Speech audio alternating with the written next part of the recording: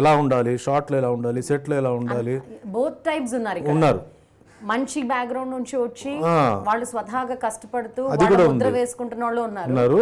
నాన్నల పేరు చెప్పుకుంటూ లేజీగా ఉన్న వాళ్ళు కూడా ఉన్నారు. బట్ కొందరు ఇప్పుడు ఎలా ఉన్నారంటే వాళ్ళ ఓన్ ఎఫర్ట్ మీదనే వాళ్ళు ఉన్నారు తప్ప వాళ్ళ పేరుతో నేనేం లేదు, ఇది నా ఎఫర్ట్, ఇది నా ప్రయత్నం, ఇది నా ఎఫర్ట్, ఇది అట్లా చెప్తున్న వాళ్ళలో ఎగ్జాంపుల్ చెప్పగలరా? Mahesh Babu, Allu Arjun, I mean whom I work I'm telling, junior NTR. వాళ్ళకి ఏంటంటే నో నేను ఐఎమ్ సో అండ్ సో అంతే, I'm not son of brother of కాదు. I want my own individuality. I don't want to carry my father's వద్దు నాకు.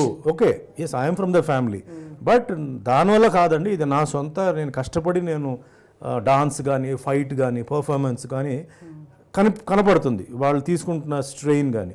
But there are some people ఏంటంటే coming late and so what tomorrow if not today, అది you know. So I feel that kind of a situation, that kind of a thing should go. Newcomers, I'm talking of newcomers. Lazy bugs. The one movie, that's all, that's the end of it. And arguing in the set, giving instructions to the director, ఇదంతా మేము చేయలే. మేము అంటే ఏదో సచ్చినట్టు ఏదో చేసాం అలా కాదు. సినిమా ఒప్పుకున్నప్పుడు ఒక డైరెక్టర్తో కూర్చొని క్లియర్గా మాట్లాడుకొని క్యారెక్టర్ ఏంటి, కాస్ట్యూమ్ ఏంటి, గెటప్ ఏంటి, తర్వాత ఇది ఇలాంటివి ఉంటే నేను చేయలేనండి, ఇలాంటివి ఉంటే నేను చేస్తానండి, క్లియర్గా మాట్లాడుకొని సెట్లో వచ్చి ఎప్పుడు మేము we never wasted time or we have never sitting for discussion. Betterment ఉంది, ఇంప్రూవ్మెంట్ ఉంది. బట్ ఒక దీని మీద అది ఏదైనా ఉంటే ముందు రోజే కూర్చొని ఏమండి రేపు ఏం చేయబోతున్నాం, ఓకే ఇది ఆ సీన్లో అలా చెప్పారు కదా, మరి ఆ సీన్లో ఇలా ఉంటుందా, అది క్లియర్గా అయిపోతుంది అనమాట. I mean, there are some people. మీ టైంలో you heroes might be having some boundaries and limitations. వీళ్ళు ఎక్కడ దాకా, వీళ్ళ పరిధులు ఏంటి, వీళ్ళ డైలాగ్ ఉన్నప్పుడు రావాలి, వచ్చి పార్టిసిపేట్ చేయాలి, తర్వాత కామ్గా కూర్చోాలి, ఇలాంటి రెస్ట్రిక్షన్స్ ఉండేవి. And some times self made కూడా ఉంటుంది. బట్ ఇప్పుడు ఏంటంటే they will be having lot of liberty, right to speak అనేది ఎక్కువ యూటిలైజ్ చేసుకుంటున్నారు. ఓన్ ప్రొడక్షన్ అన్నప్పుడు the right is there. The ప్రొడ్యూసర్సే వాళ్ళు అన్నప్పుడు they have a say. So the director cannot talk anything. And వెనక నుంచి మళ్ళీ ఏంటంటే ఇమీడియట్గా మానిటర్ ఉంది ఇక్కడ. ఆ రోజులో మాకు మానిటర్ లేదు. సో ఈరోజు మానిటర్లో చూసి అది బాగాలేదంటే లేదంటే నాకు వన్ మోర్ కావాలి అన్నప్పుడు if the director is very strong, big, no there is no discussion. లేదు ఆ షార్ట్ ఓకే అని చెప్పిన తర్వాత ఇంకా డిస్కషనే లేదు ఒక మాదిరిగా ఉంటే ఏంటంటే లేదండి నాకు ఇలా అది అంత సాటిస్ఫాక్షన్ లేదు, నేను ఇలా చేయాలని చెప్పేసి అక్కడ డిస్కషన్ అయిపోయి మళ్ళీ వన్ మోర్ తీసుకుంటున్నారు. అది కూడా ఉంది, టెక్నికల్ ఇష్యూస్ అనమాట. కెమెరా సరిగా లేదు, లేకపోతే ఏదో సంథింగ్ లేదనమాట. ఆ రోజుల్లో మాకు లేవు, ఎందుకంటే మానిటర్ లేదు. కెమెరామ్యాన్ ఓకే చెప్తే ఓకే, మళ్ళీ స్క్రీన్ మీద చూడాల్సి అంతే. ఇంకా మేము రష్ డబ్బింగ్ చెప్పినప్పుడు లేకపోతే రష్ చూసినప్పుడు మాకు ఆ అవకాశం. అండ్ డైరెక్టర్ కూడా ఏంటంటే director okay, short okay for me అని ఇష్యూసే. నెక్స్ట్ కెమెరామ్యాన్ ఓకే చెప్పిన తర్వాతనే షార్ట్ ఓకే, ఇంత ఉండేది. ఇప్పుడు కెమెరామ్యాన్ నుంచి కంపల్సరీ రావాలి. అందులో ఆ రోజులో మిచ్చల్ కెమెరా అని ఉండేదండి, చాలా పెద్దది. అది అలా లాక్ చేసేస్తారు. లాక్ చేసేస్తే కెమెరా జడ్జిమెంట్తోనే అది మూవ్ అవుతుంది అనమాట. ట్రాలీ అంతా జడ్జిమెంటే. సో పక్కా మార్క్స్ ఏదైతే పెట్టారో కంపల్సరీ మేము రావాలి. మళ్ళీ షార్ట్ అయిన తర్వాత పుల్ బ్యాక్ చేసి again they open the camera అండి, అంటే ఇలా సగం బయటకు వస్తుంది. అప్పుడే వ్యూ ఫౌండర్లో చూసి చెప్తారు షార్ట్ ఓకే అంటారు. ఇట్స్ అ గెస్ వర్క్ అండి. సో మాకు డైరెక్టర్ మీద ఎంత భయం, కెమెరామ్యాన్ మీద కూడా అంతే భయం. కానీ 90s సినిమాలతో పోల్చుకుంటే ఇప్పుడు వచ్చే సినిమాలు అంతగా ఇంప్రెస్ చేయట్లేదు. Even younger generation also wants to look back, అట్లాంటి సినిమాలు రావాలి, మళ్ళీ కాంటెంపరీ మూవీస్ రావాలి అని. వై? బేసిక్లీ నౌ సినిమా చేయడం అంటే రేపు నుంచి డబ్బులు ఉందో రేపు మొదలు పెట్టేస్తున్నారు. మా రోజులు అలా కాదండి. ఒక ప్రొడక్షన్ హౌస్లో ఒక సెక్షన్ ఏంటంటే స్టోరీస్ రైటర్స్, అది బ్యాచ్ నడుస్తూనే ఉంటుంది. కథ రెడీ అయిన తర్వాత ఈ కథ ఏ హీరోతో చేస్తే బాగుంటుంది అనేది రైటర్ అన్నవాడు ఆయన సజెస్ట్ చేస్తాడు డైరెక్టర్కి, ప్రొడ్యూసర్కి. ప్రొడ్యూసర్ రైటర్ ఇద్దరు కలిసి ఏ డైరెక్టర్ని పెట్టాలని చెప్పి వాళ్ళు డిసైడ్ చేస్తారు. అప్పుడు ఈ కథను తీసుకొని ఆ డైరెక్టర్ దగ్గర, యాక్టర్ దగ్గరికి వెళ్తారు. Soft hero, mass hero, class hero.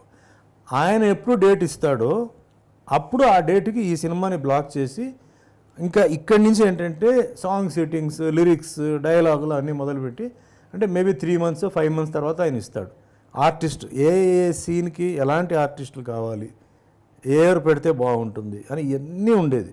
So process అండి, it's a process. Ground work has to be done ఉండేది. ఇది జరుగుతున్న ఆ పిక్చర్ స్టార్ట్ అయిన వెంటనే నెక్స్ట్ పిక్చర్కి ఆటోమేటిక్గా ఇంకోటి స్టార్ట్ అయిపోతుంది. సో ఇట్లా ఉండేది. అంతేగాని హాచ్ పాచ్గా ఏదో నెక్స్ట్ వీక్ డబ్బులు ఉంది, నెక్స్ట్ వీక్ స్టార్ట్ చేద్దాం, ఓ 10 రోజులు చేద్దాం, దాని తర్వాత ఫైనాన్స్ వచ్చినప్పుడు చూద్దాం, ఇలా లేదండి.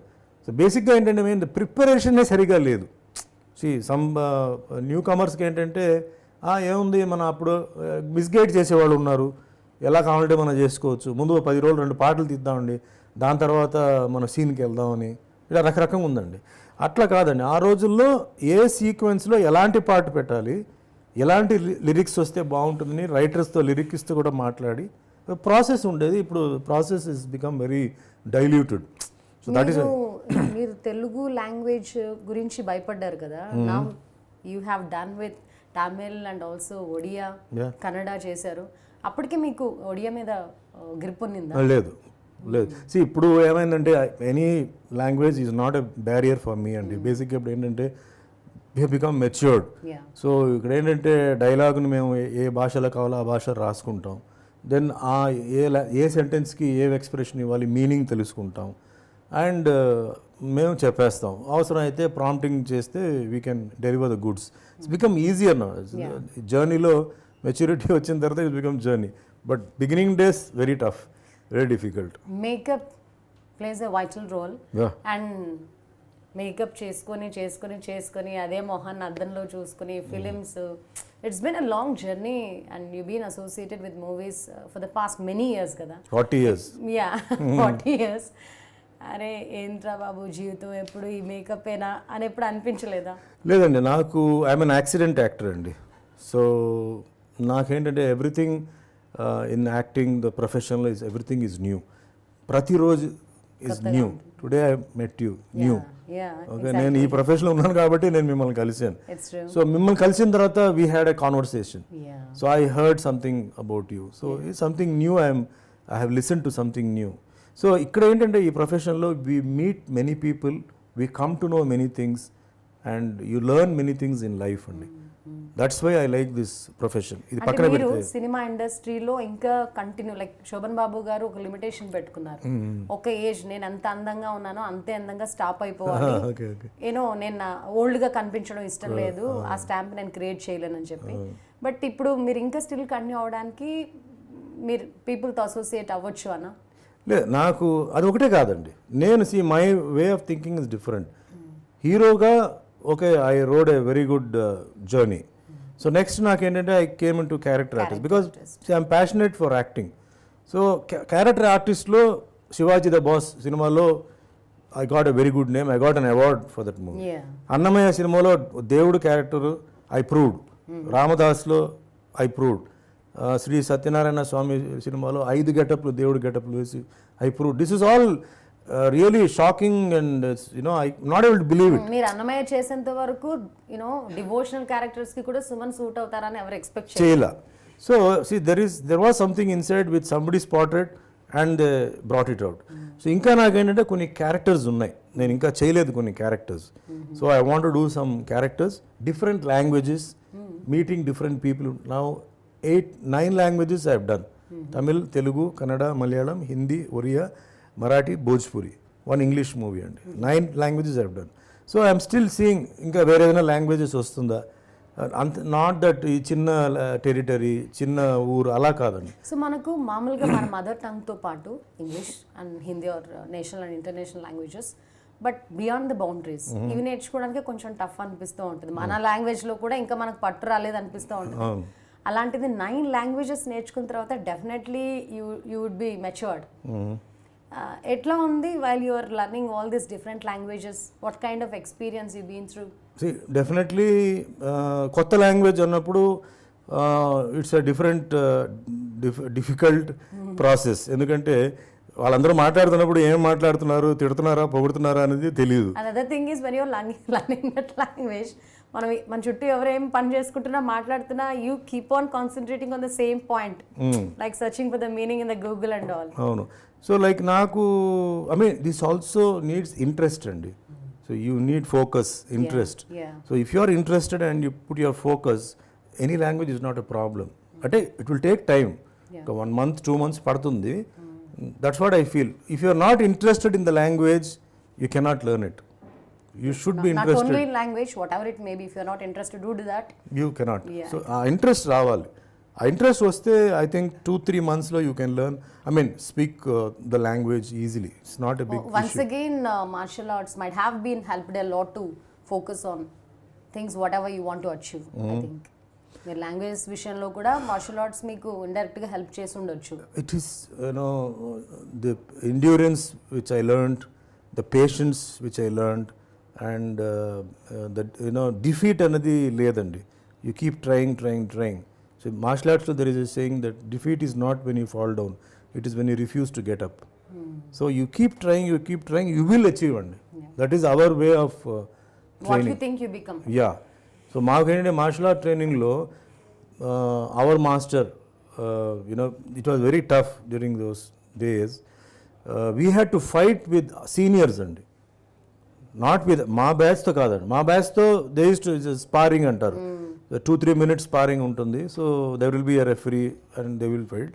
మా master he use to make us fight with 1 belt or 2 belts senior to us. The level should be higher. So that gave us more confidence. ఇప్పుడు మాకన్నా ఒక సీనియర్ని మేము ఒక పాయింట్ కొడితే వి ఫీల్ వెరీ హ్యాపీ. పర్లేదే మేము ఓట్ చేసాం. We will be motivated a lot. So we get encouraged అనమాట. అట్లా మాకేంటంటే అది రియల్ లైఫ్ మీద you give lot of courage.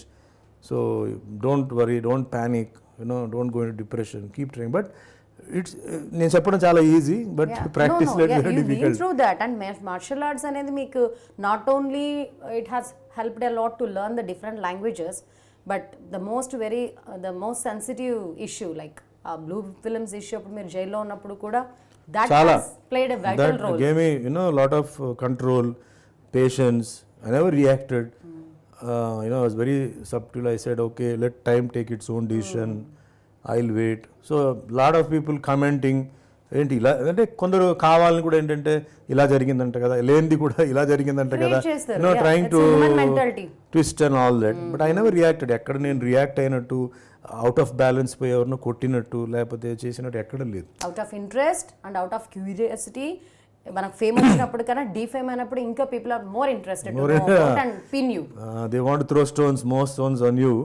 So ఇవన్నీ నన్ను కాపాడింది మార్షల్ ఆర్ట్స్ అండి. ఎంత మార్షల్ ఆర్ట్స్ ట్రైన్ అయినా కూడా ఆ టిప్స్ అండ్ అవన్నీ తెలిసినా కూడా చాలా కష్టం. వెన్ స్టోన్ పెల్టింగ్ వస్తున్నప్పుడు ఎక్కడో దగ్గర బర్స్ట్ అవుతాం.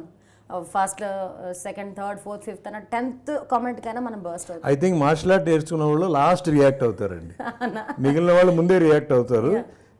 మార్షల్ ఆర్ట్ నేర్చుకున్న వాళ్ళు అంటే unless that will hurt them physically or hit them privately, అంటే వాళ్ళ ఫ్యామిలీ విషయాల గురించి ఏదైనా ఇప్పుడు పర్సనల్గా చెప్పడం వేరే, ఫ్యామిలీని చెప్పడం వేరే కదా. So when you touch your family, suppose your married, your wife, లేదంటే మీ సిస్టర్, బ్రదర్, అలాంటి వైఫ్ని ఏదైనా కమెంట్ చేసినప్పుడు then yes maybe your nerves will go up and you may have to take an action. So people can they have fun. So they talk what nonsense, whatever they want, irrelevant to the matter. But ఆ టైంలోనే you have to be very careful. And కానీ ఎంతమంది యూజువల్గా ఎంతమంది టైంకి వదిలేస్తారు? I'm one person who believes in time అండి. All through my years నేను వన్ అడ్వైస్, నేను ఫిలిం ఇండస్ట్రీయే కాదు, నేను అందరికీ ఏం చెప్తానంటే ఒక టైం ఫ్యాక్టర్ని ఒకటి ఉంది, ఒక టైం జోన్ ఉంది. అది మనం ఏం చేయలేం. మనం ఏదో ఉక్కిరి బిక్కిరి అయిపోయి ఏదో ఆ పూజలు చేస్తే జరిగిపోతుంది, లేకపోతే ఎక్కడో ఒక గుడికి వెళ్తే అయిపోతుంది అనేది మటుకి లేకపోతే ఏదో తాడ్లు, స్టోన్స్ అవన్నీ మేబీ కొంచెం relief when the bad period finishing late అవడం బదులు ఒక 1 month ముందుకు ఏదైనా హెల్ప్ అవ్వచ్చు. కానీ ఆ జర్నీ ఏదైతే ట్రావెల్ చేయాలో అది ట్రావెల్ చేయాల్సింది. అది హెల్త్ కానీ, వెల్త్ కానీ, కెరియర్ కానీ. ఐ హావ్ సీన్, ఎందుకంటే ప్రతి ఒక్క ఇంట్లో ఒక సాడ్ సాంగ్ ఉంది, ఒక సాడ్ స్టోరీ ఉంది. లేని హౌస్ చెప్తే అసలు ఏమీ లేదని చెప్తే మటుకు నేను ఒప్పుకోను. ఒకవేళ ఉంటే really the luckiest person are luckiest family అండి. రైట్.